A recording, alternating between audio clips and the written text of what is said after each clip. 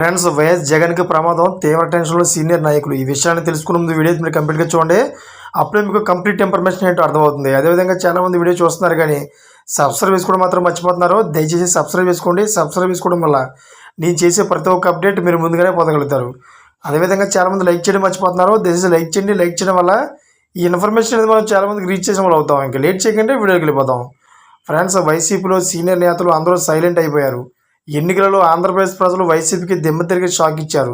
కేవలం 11 సీట్లకే పరిమితం చేశారు. అయితే ఇప్పుడు పార్టీలో యువనేతలు తిరుగుబాటు సంకేతాలు పంపుతున్నారు. ఫలితాలు వచ్చిన తర్వాత చాలామంది యువనేతలు అసమ్మతి గలం వినిపించారు. రాజానగరం మాజీ ఎమ్మెల్యే జక్కంపూడి రాజా మొదట్లోనే జగన్ తీరుపై పరోక్ష విమర్శలు చేశారు. అయితే ధనుంజయ రెడ్డి అడ్డం పెట్టి నిండా ముంచేశారని ఆయన ఆవేదన వ్యక్తం చేశారు. తర్వాత మార్గాని భరత్ కూడా అదే చెప్తున్నారు.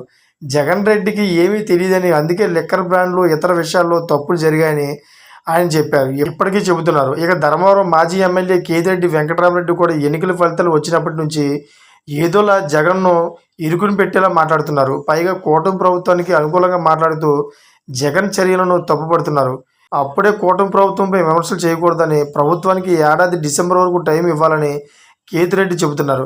ఇక గురజాల మాజీ ఎమ్మెల్యే కాసు మహేష్ రెడ్డి జగన్ తీరుపై అసంతృప్తి వ్యక్తం చేయడం కలకలం రేపింది. మరి కొందరు యువనేతలు కూడా నేరుగా మీడియా ముందుకు రాకపోయినా జగన్మోహన్ రెడ్డి చేసిన రాజకీయంతో తమ రాజకీయ భవిష్యత్తు నాశనం అయిపోయిందని లవోదివ్వు అంటున్నారు. ఈ విధంగా అయితే జగన్మోహన్ రెడ్డికి తీవ్ర ప్రమాదం పొంచి ఉందని కొంతమంది నాయకులు అయితే చెబుతూ ఉన్నారు. ఫ్రెండ్స్, చూసారు ఇటువంటి లేటెస్ట్ అప్డేట్స్ కోసం ఛానల్ సబ్స్క్రైబ్ చేసుకోండి. Thank for watching friends.